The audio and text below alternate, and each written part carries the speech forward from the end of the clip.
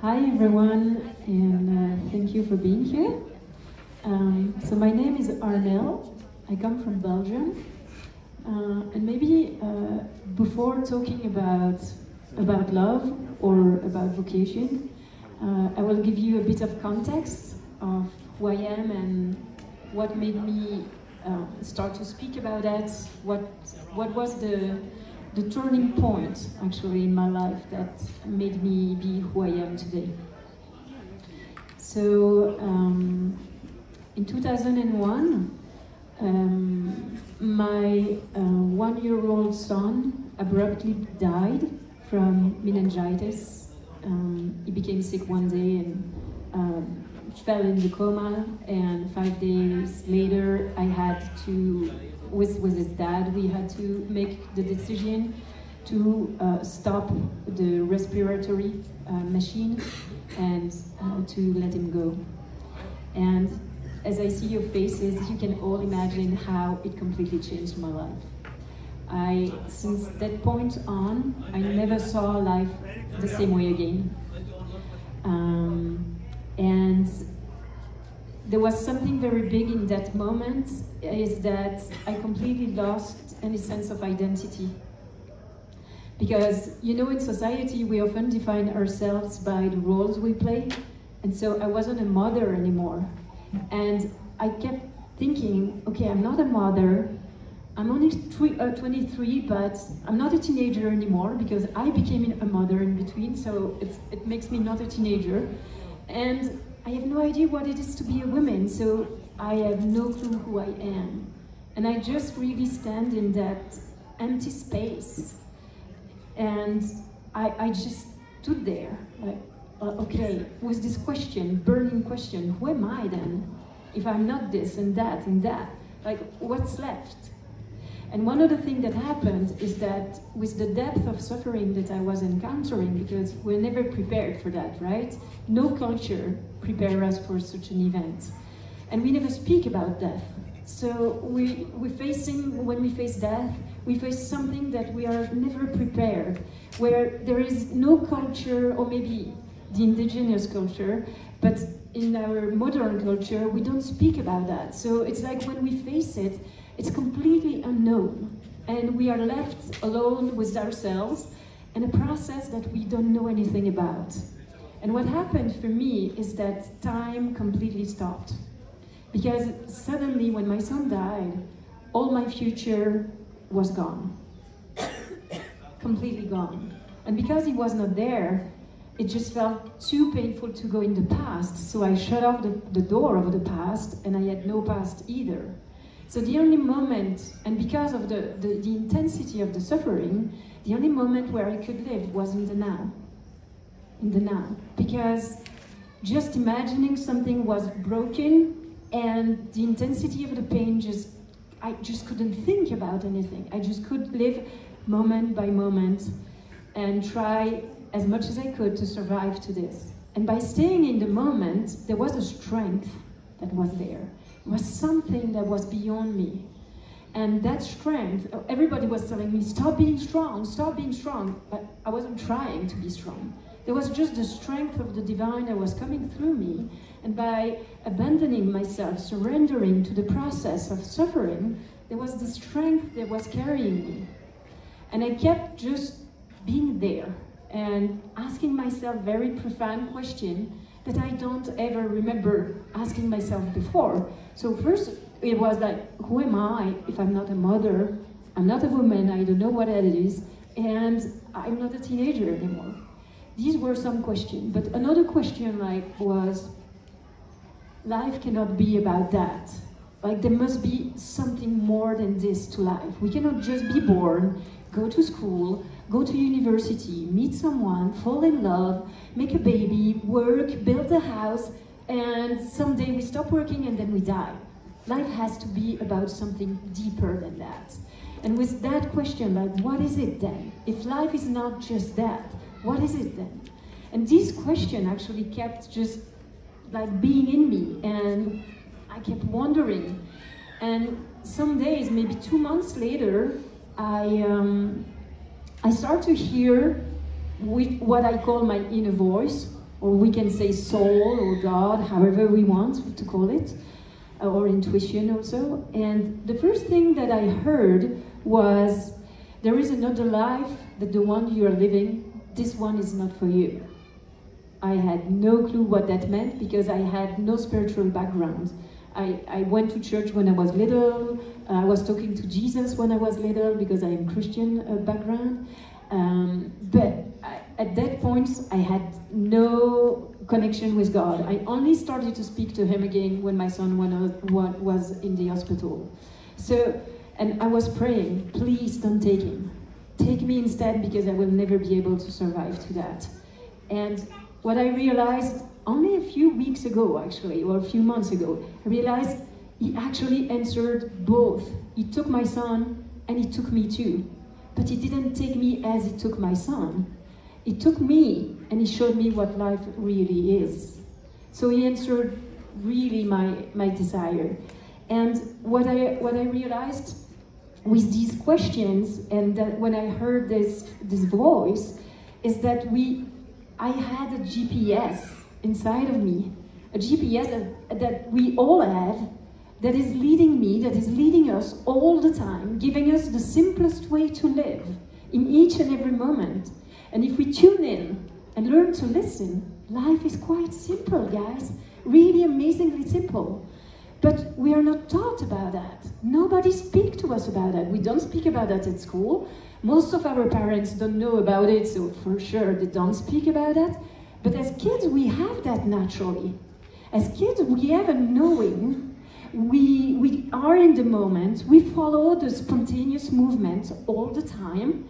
But then we get disconnected because of education, because of school, because of the way we are taught we are to be. But we don't follow this natural way of being. We don't follow the natural movement that is inside of each of us, that is just leading us into a very simple way to live.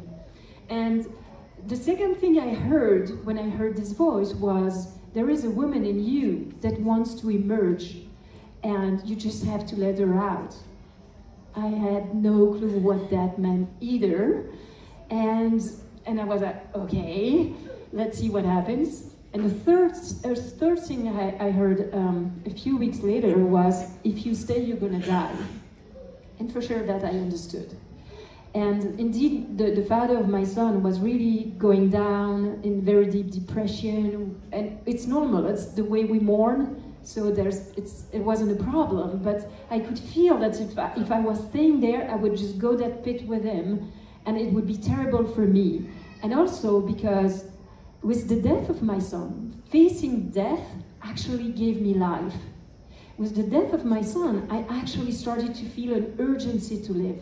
I started to feel an energy that started to live me more than me living it. And that energy was actually calling me to so many things that I was scared of before. And suddenly the fears that were holding me back from life, they were not there anymore. And I started to feel this movement coming alive again, this inner calling, this inner intuition, this inner strength, all that was inside was awoken, actually. And life and who I am in truth, who we all are in truth, was awoken by facing death in such a strong way. And I decided to leave everything. I just felt I have to follow this voice. I don't know why, and it felt like I had to choose and I had to follow it, but truly it didn't feel like a choice. It felt like I had no other option. This is what I'm supposed to be doing, and and since 23 years now, I'm just following this voice, and my whole life completely changed.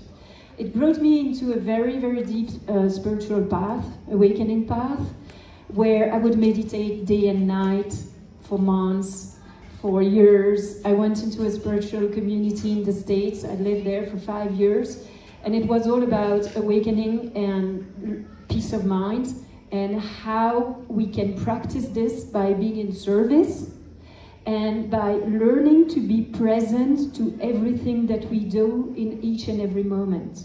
Present to cooking, present to cleaning the bathroom. I had so much resistance to cleaning the bathroom. I was like, no, I'm not gonna clean the bathroom. I had a mother who had like strong pride, and I could hear my mother inside of me, no, my daughter cannot clean the bathroom. And it was so difficult, and I had to really fall on my knees and to just surrender completely the process of service for the whole, and to just really allow myself to be done through and to experience what it is to be lived through instead of me being the doer of things. And actually, when I started to clean the bathroom, I was in awe. I had so much love pouring through me. I just hope that everybody who would sit on that bathroom would feel the love that I was feeling. And I just felt it was a complete undoing of pride, and actually a teaching about what service is really about. It is not about serving somebody. It is not about being someone. It's really about learning to tune in something that is bigger than me, and to actually surrender to the flow of that and following where it's leading me. And what is that? That is that inner voice that I was telling you about just before. It is this GPS, actually. And when I started to do that, I had so many mystical experiences, awakening experiences that were showing me the reality of life. They were showing me the reality of love also.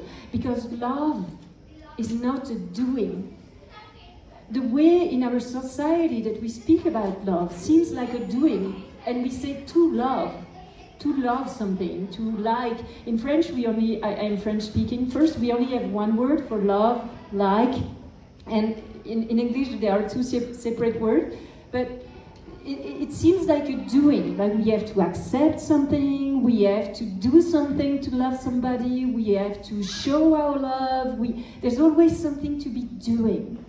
But what I learned is that love is only being.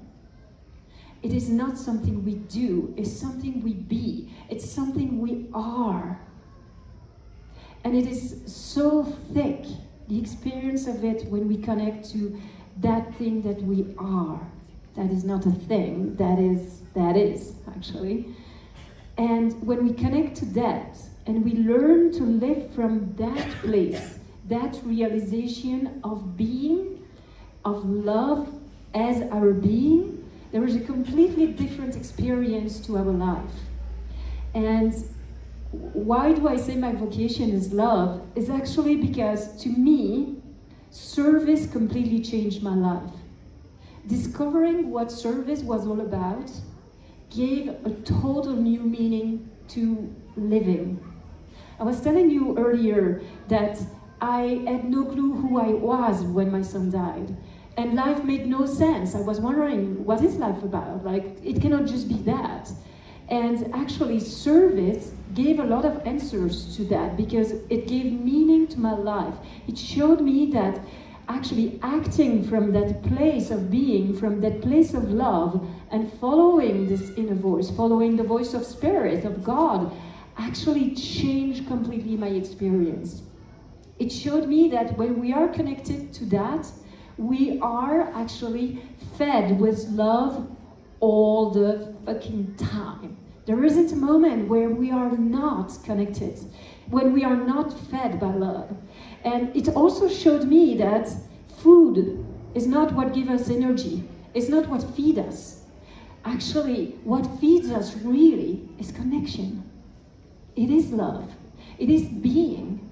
And it's a completely different experience. So when I come from the space of being, when I come from being love, and that I follow whatever I'm hearing that I'm to be doing, there is this sense of serving the whole, because when I be, I am not just serving myself. I am not there for myself.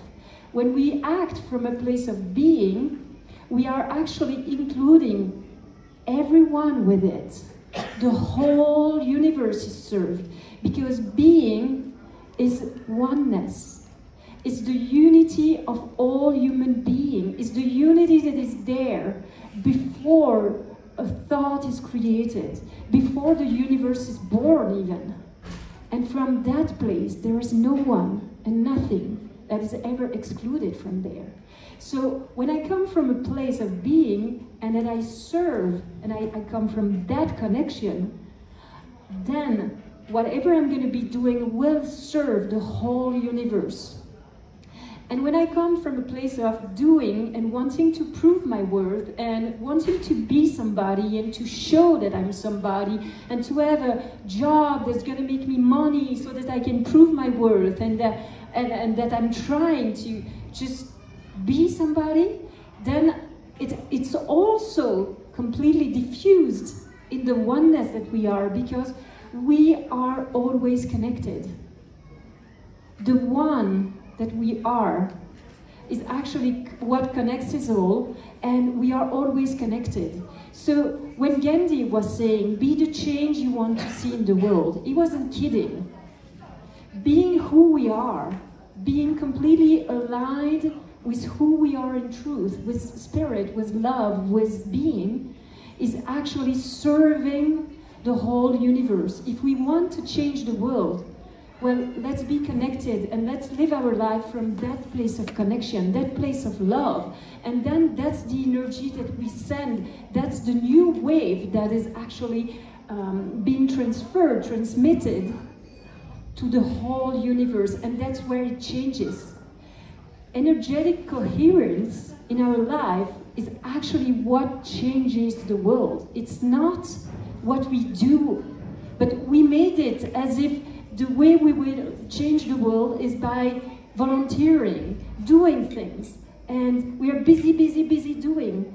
But if we're busy, busy doing and coming from a place of doing, the only thing that we bring to the whole universe is the energy of busy, busy, busy doing.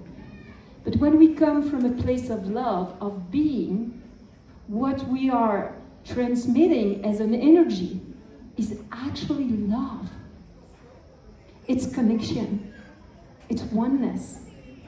And the energetic coherence that we embody by listening to spirit, tuning in, and following this inner GPS is actually allowing us to make a difference in the whole universe, each and every one of us. So when we say, who am I to say that I'm going to change the world? Well, do you know who you are? If you know who you are, you know that you, being you, completely you, and doing exactly what your heart is telling you to do, what is giving you joy, what is really connecting you with yourself, is actually the change the world needs and requires. It's not what you're going to do that is important, it's where you come from when you're doing it. And why do I speak about vocation? Because as kids, we are always asked, what do you want to do when you're going to be adult, right? But we never ask, what do you want to be? And I remember a story where it was asked in a school class, and there was one kid saying to the teacher, I want to be happy. And he said, you didn't understand. And he said, you didn't understand anything to life. And that's really what it is. Our birthright, just by existing, just by being born, to all human beings, is to be happy, is to live in peace. And it is about this connection with who we are in essence. It is about the connection with the oneness. And when we put this connection first in everything we do, it changes everything we do. And it changes us also. And so it's really important, because when we speak about service, usually we think that we are to be sacrificing ourselves. There is a sense of we are to be doing and we are going to be exhausted, and because we do, and we don't take care of ourselves. But true service is actually you are the first served. Because in order to really give, you have to be full and it's the overflow that is actually given. And this is fed only by one thing: connecting. Connection is the most important thing. It's the most important thing for yourself, but it's also the most important thing for the relationship with any kids. Why? Because when there is any trauma in life, trauma can only continue because there is no connection. As soon as there is a traumatic event that happens, there is a connection that is made with the kid, then the nervous system will be able to quiet down, and the connection will give the security, will give the love and the importance that this child has for another person, and this will actually quiet down the nervous system, allowing the nervous system to do what it does actually, to really balance and to allow the trauma to just let go in some way, to just fall through and keep resolving itself by itself, just because of connection was made. But why is trauma so present in the world? Because most of the time we live traumatic event, but then there isn't any connection. We are alone living it. We cannot speak to anybody. We cannot speak about it because our society doesn't speak about that. It's also kind of taboo. And therefore, what is mostly preeminent in daily life is disconnection. And this disconnection is actually bringing more trauma, and it's actually bringing more stress to the system. And then at some point, the nervous system becomes like super activated, and the child cannot learn. But learning is a natural process. When we are born, if we were not learning, we would never walk, we would never talk, we would never eat, because it's something that comes naturally just by living, right? And I am completely convinced that if we were putting schooling, in a way schooling, but learning as something, bringing back that to the natural movement of life, because it is this natural movement, and that in schools we were actually learning by living together, and therefore putting connection first. It's about us living together. That is the learning first. It's about learning to connect, to be with each other, to speak to each other, to feel each other, to also feel what's not seen, to also just be with another human being. And all that is completely changing relationship. It's completely changing the way the nervous system works. And it's actually allowing everything to slow down. And why is our world so fast-paced? Because we are mostly disconnected. Because we are mostly not present to ourselves. We are not only disconnected between each other, we are also disconnected from spirit, disconnected from life. And therefore, we have to keep running. Because if we stop the movement of running, what happens? Suddenly, we don't know who we are anymore. Because we made who we are what we do, and our worth what we do. But who we are and our worth is just existing. The I am presence, the sense of existing, is who we are. What we do doesn't define us. And so if we talk, instead of talking about work, we talk about vocation. We talk about what is calling me. And we have a higher purpose than something in the world, like love, or being, or, I don't know, peace. Something that is higher than us. Then it makes a complete difference in our life, in the way we impact each other, and in where our attention goes. And where our attention goes is where energy flows. It's just the most natural thing. So when we actually come to realize who we are and to put that as the first thing, then everything that I spoke of earlier becomes as natural as just breathing. It becomes so obvious. It is not something that we also have to learn. Who we are is just what we all are. We are born into it. We just don't know it because nobody ever told us.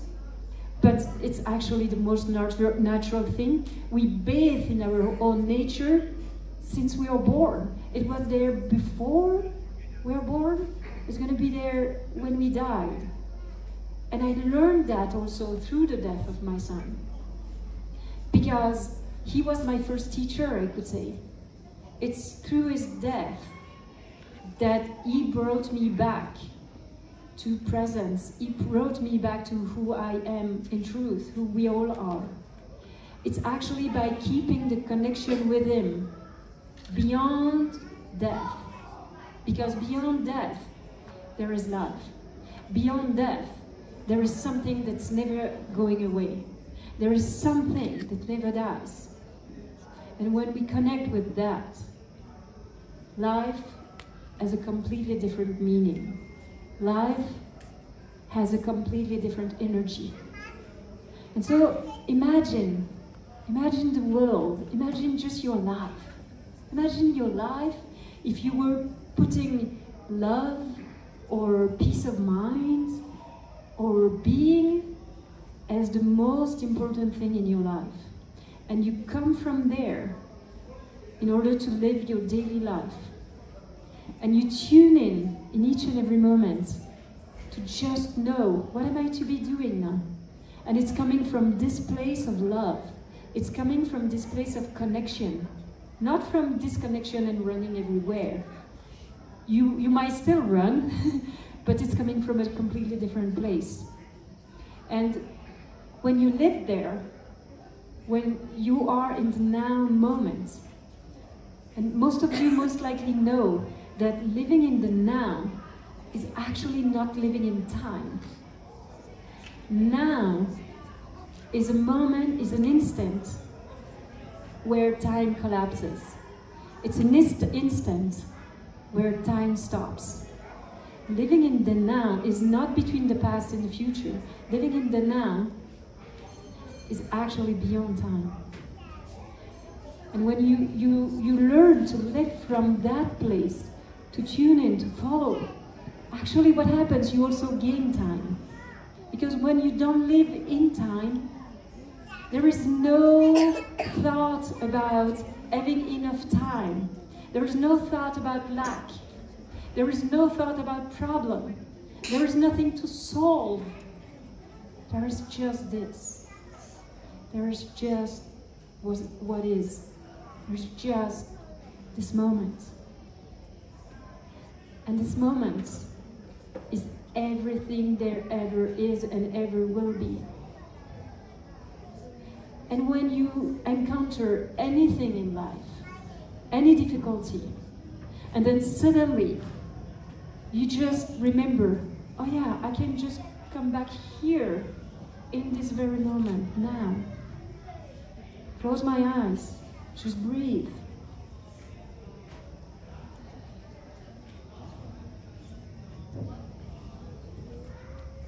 And I come back here.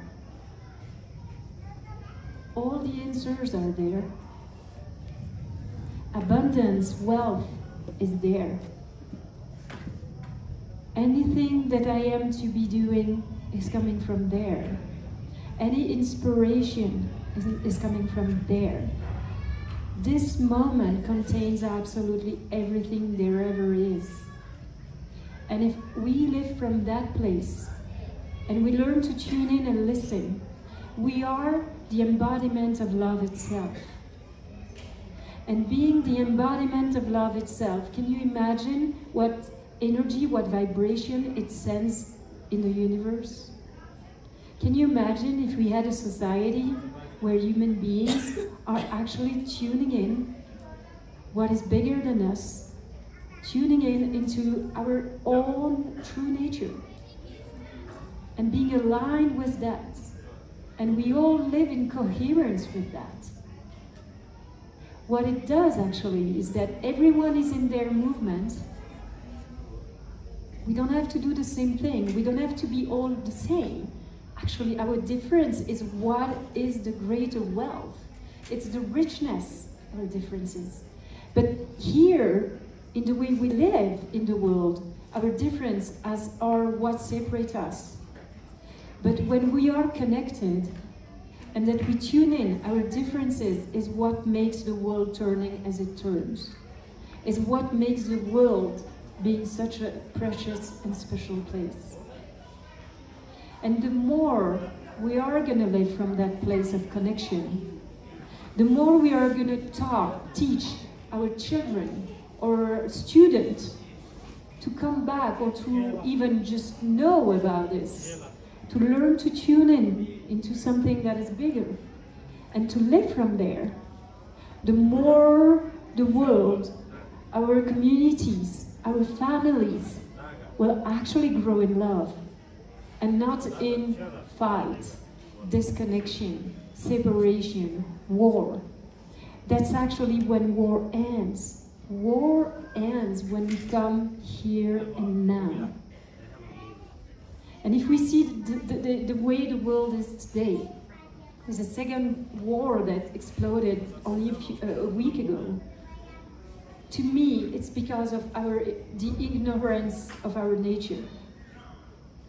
If only we knew who we are, we would know that we are all one.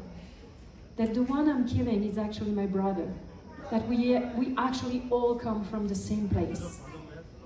And that our differences are richness, are complementary. They are not separating us. They were not meant to be that. We actually have such a wealth inside of us. And when we come to that place, and we live from there, each and every moment, we are changing the world. We are making the difference. And if what you are called into is actually meditating for weeks or months or years, we are in the country of the Himalayas, right? And we know how many wise men are actually yogis, are actually in the mountain. And we know that these meditators, these yogis, are actually also influencing the world by just doing what they do, which is being. And I truly believe that if we all come with only one purpose, we all come together with a united purpose as love or peace, there is something different that's available. And imagine if a school was about that. Imagine if every family, every connection that you have with anyone, was never, every discussion was never about showing what you know. It's never about being the best. It's never about who knows what. It's never about comparison or competition. It's only about love. It's only about connection. Imagine what life would be if it wasn't about your kids that has to be a certain way, your kids that has to actually listen to you, or do what you want to do, or these kind of things, but only about love. And I created in Belgium, I'm teaching, and I created conscious parenting to teach parents how to be another way with their kids. And the way I'm seeing that is actually that often we think that the kid is the problem, at least in Occident, in Western world. I don't know if it's the same here, but in Western world for sure. We think that the kid that has a problem is the problem. And so we take our kids and we go to a doctor, we go to a psychologist, we go to someone who's gonna fix their problem so that we can keep living our life, and that's it. And then kids have to just come into the way we decide. They don't have their own say, even if it's changing slightly now, but it's not yet the most common way to be and to live. And I'm actually completely shifting this paradigm. And I'm saying, what if your kid was not the problem that's showing you what's inside of you? What if every kid, every student is actually bringing you in the present moment, is actually calling you to stop thinking, to stop racing, to stop running, and just be here, to meet him. And the thing I truly think is the most important thing in a parent-kid relationship, or even a student-teacher, is, do I see another being, or do I think that I am an adult being with a kid? I am the tall one and they are the small one, and I need to feed them everything I know because they have to be like I decided they have to be. Then it's a power relationship, it's not love. And we have to be honest about it. Because I think that education is super violent. The way it's been until now, it's really violent, and we never speak about it this way. We think it's normal. It's normal to just slam our kids. It's normal to punish them and put them in a dark room. It's normal to tell them, "You're doing whatever, go away." It's normal to shout at them. I think it is violence. And I think we have to stop to be this way with them. They are so precious. What actually the death of my son showed me is that every child is so precious. And as parents, or even as teachers, most of the time we think about daily life and how they can get into the normal way and the habits. We don't think about, did I give him enough connection today? Did I show him how much I love him? Did he know that he's precious to me? Do we think like that? Are we making sure that every day our students know that beyond what we want to teach them, we just love them first? We think they are amazing, each of them. We think they have all the competencies that are there. Do we ever think about that? Do we ever tell them, you know, you can do anything in life? No, we actually put them down because they don't do the exercises as we think they should. Or we do the same with our kids. They don't listen like we think they should listen. They don't allow themselves to be controlled by us, so we think they are rebel. No, they are actually very coherent with who they are. And they are tuned in, something that is bigger than them. They are tuned in into their own nature. And they are confronting us to ask ourselves, where are we living from? Are we living from spirit, from love, from feeding this connection each and every moment? Or are we living from fear, disconnection, separation, and therefore feeding lack, feeding everything that's not working? Do we see the beauty and the preciousness in every child in each and every moment? Or do we actually think if they were making less noise, that would be so much better? And to me, that's really the difference. It's where we are coming from when we are with our kids or students. What do we see in them? How do we speak to them? How are we feeding this connection? How and when and how many times a day are we making sure that they know we love them?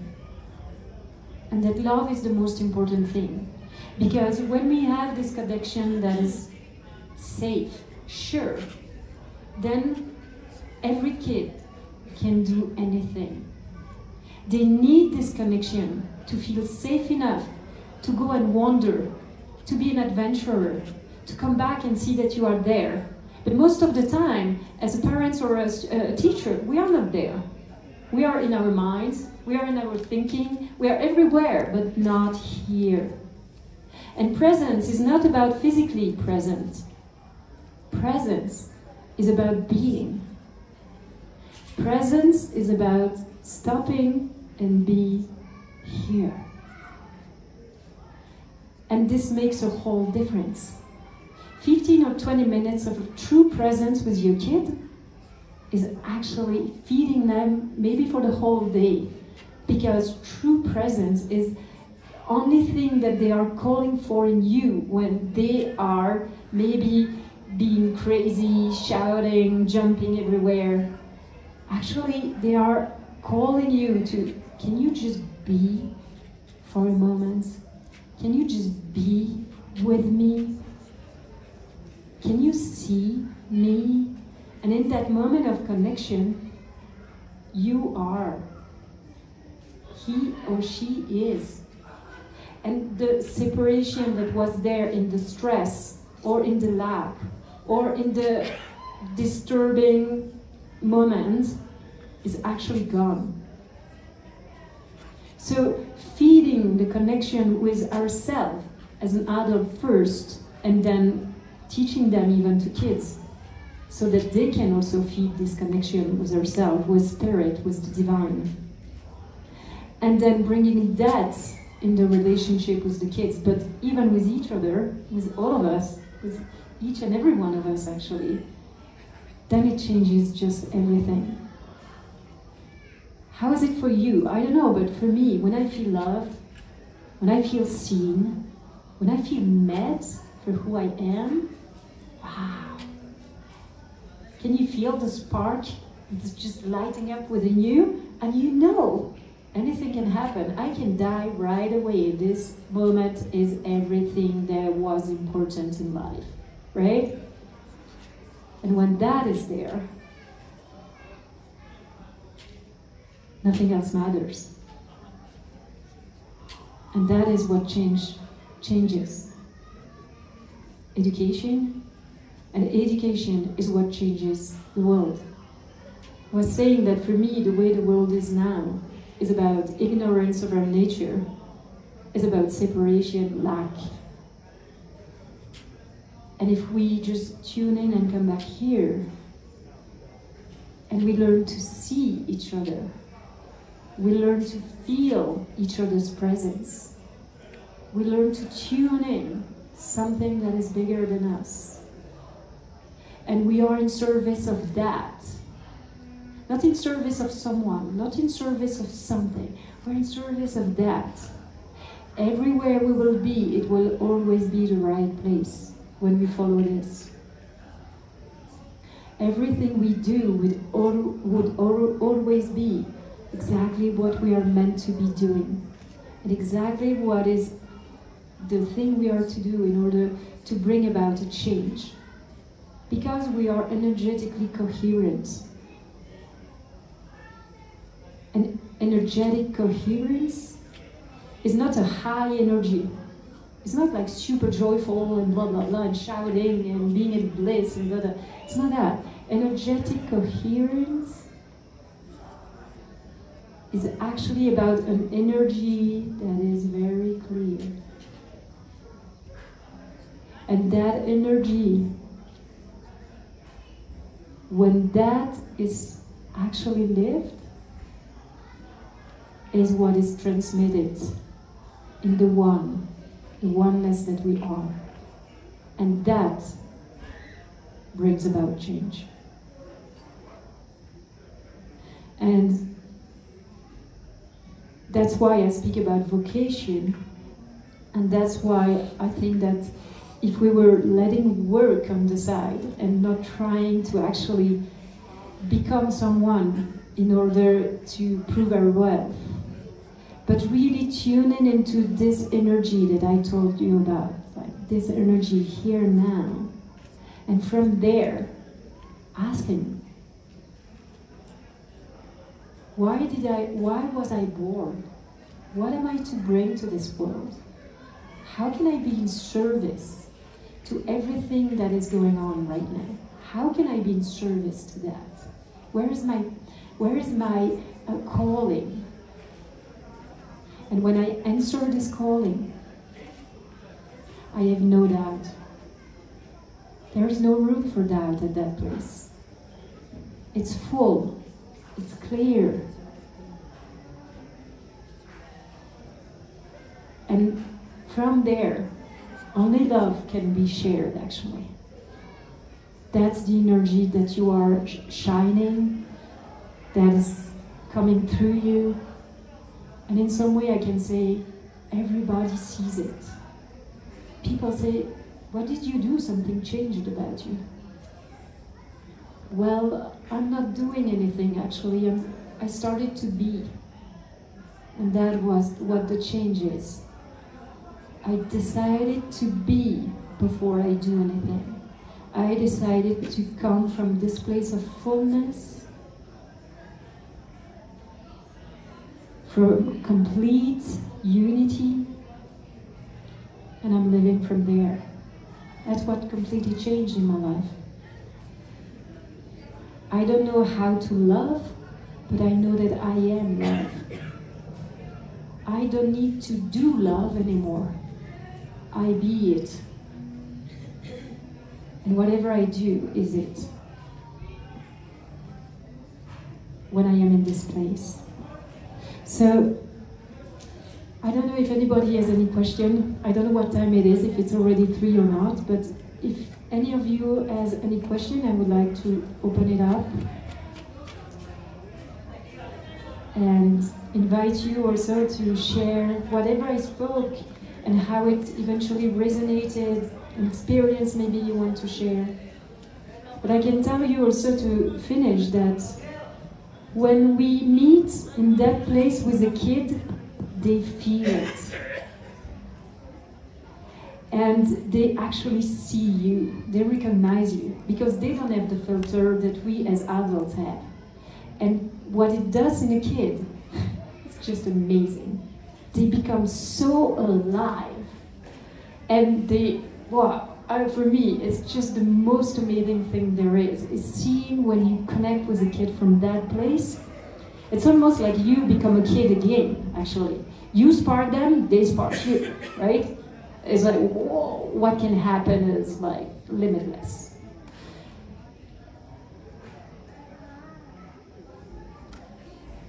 No question? Nothing? Oh, yeah? Thank you.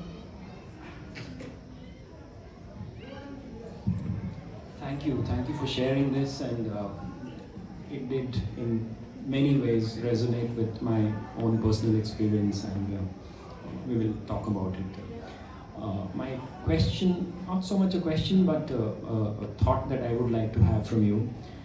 Is it that unless we have experienced the separatedness, we will not know the oneness? What I mean is that in a family, for instance, somebody has to be a father, somebody has to be the head. In school, somebody has to be a teacher or a principal. And that identity thrives, your ego thrives on that identity, and that is how you get work done, right? That is how classes happen, or children come to school, and family functions. But only having seen the problem with that separatedness, I begin to appreciate the the beauty of unity. Do you sort of agree with this? Or? I think it's also most of the time. That's why the human being is quite complex. But most of the time, we start the search for something different when we suffer too much. So that's this feeling of separation, or the conflict that it leads, or whatever it is there, like in the separation, that is bringing us back to the oneness that we are. So, and in a way, we are to experience separation. And it's almost like it seems that life is all about coming back to the oneness. We come from there, we live as separate beings to realize that, oh, I was never separated, for sure. Only one thing I want to say is that you could be a head of school or a father, and coming from the place of oneness or of love, of being, not from ego identity as I am a head of school and therefore I have to behave a certain way. To me, this is the problem. I always say to teachers or parents, the difficulty that you meet with your encounter with your kids or students is actually that you believe that the role you play is who you are. As soon as there is a role in life, there is ego, There is identity, there is lack, there is separation, there is all of that. So this is the problem. The problem is believing that the role I play is what I am. And when I believe that I am the role I play, I also have a full set of conditioning going with the role, and then I try to behave that specific way in order to feed what I think that this role should actually meet as criteria, right? But then if I just be, and I am in service to love, and I am just here to meet my student, to meet my children, and in that, actually, there is a completely different energy. And I learned to tuning in as a kid, as a parent, or as a teacher. I learned to tune in and listen. What am I to be doing with my student right now? How am I to be talking to this one who seems sad? What am I to be doing with my kid right now? And I learned to actually listen to what I call guidance from spirit, but it could be your inner voice, you know, you call it however you want, you know what I'm talking about. And you live from there, then there won't be the difficulties most of the time that you encounter when you think you are a role and that you have to meet criteria. Because if you are the role and you have to meet criteria, kids or students too. And therefore you're going to be upset at them because they are not doing what I think they should do. And then becomes a problem. But the problem is not what they do. It's not even what you do. It's who you think you are. That's the only problem there is. And in daily life, the only problem there is in each and every moment is thinking that my identity is defined by the role I play. Is thinking that I am what I do. When I am what I am, and I come from there, there can't be any problem. It doesn't exist. That's why I always say that if you encounter a problem with anyone, any kids, any student, before changing or doing anything, first close your eyes. At least 3 seconds. And be here. And see if there is still a problem to solve. Because most of the time, I would say all of the time, there isn't. And what you're gonna say from that place of having come back to who you are, from the presence, is gonna be completely different, as if you had spoken from the roles and the conflict that was created by the role and separation, and not by what happens, right? So really living from this place, to me, that's what true service is. That's what love is. And it's not a doing, it's I am love. And how do I behave when I am love? Does it answer? Very much. Thank you so much. Thank you so much too. Beautiful question.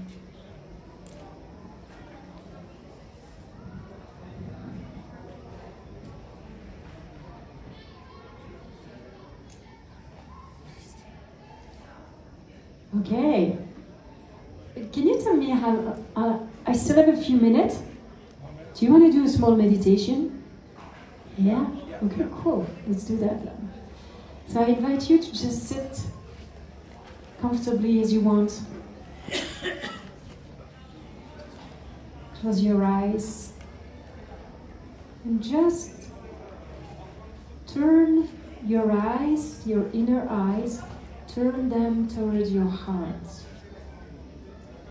And breathe a few times there.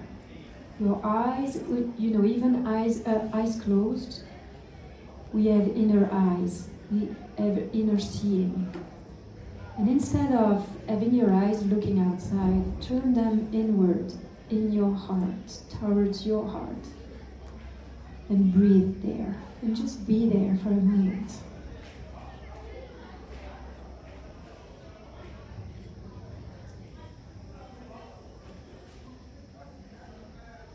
And just for a few moments, allow anything, any thoughts to be exactly as it is.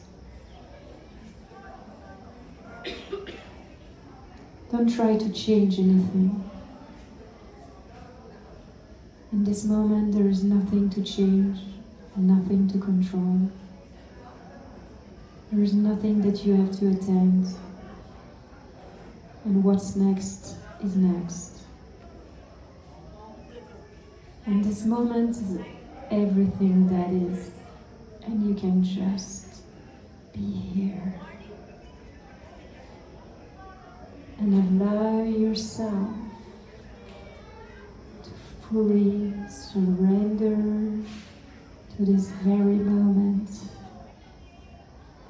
with its complete awakeness and fullness. Just as if there was no other moment.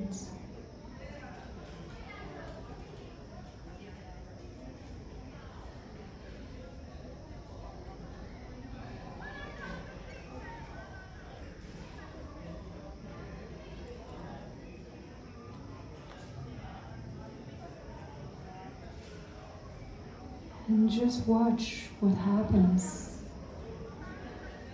in your body, in your heart,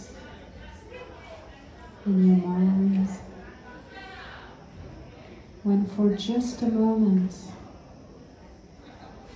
you allow yourself to completely let go and just be.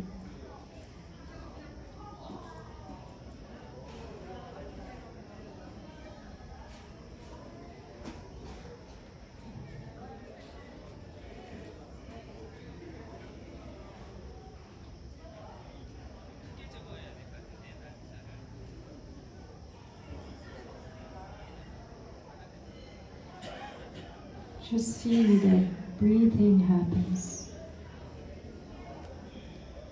Digestion happens by itself.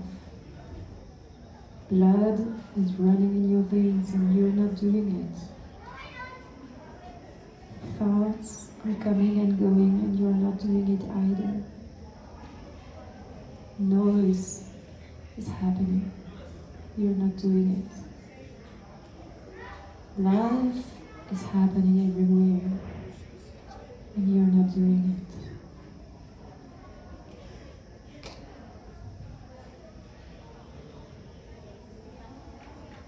You're just here.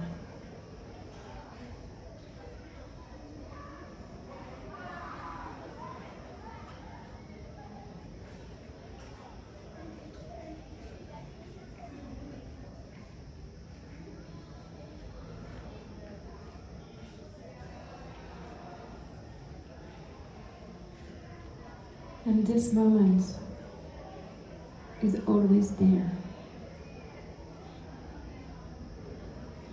Coming back to your nature, stopping and being here, being present,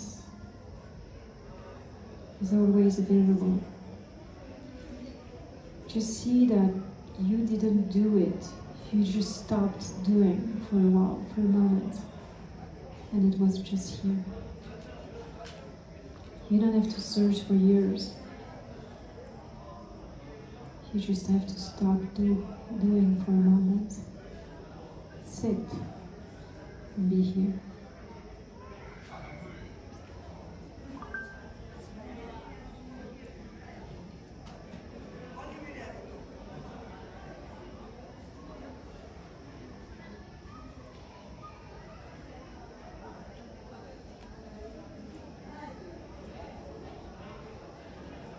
And you can just slowly open your eyes, but stay there, stay right here, and see that with eyes open, you can also be here. It is not something that you connect only with the eyes closed. You can be in an eyes open meditation all day long, while you cook, while you work, while you take your shower, while you brush your teeth, while you teach, while you connect with someone. Eyes closed are not required.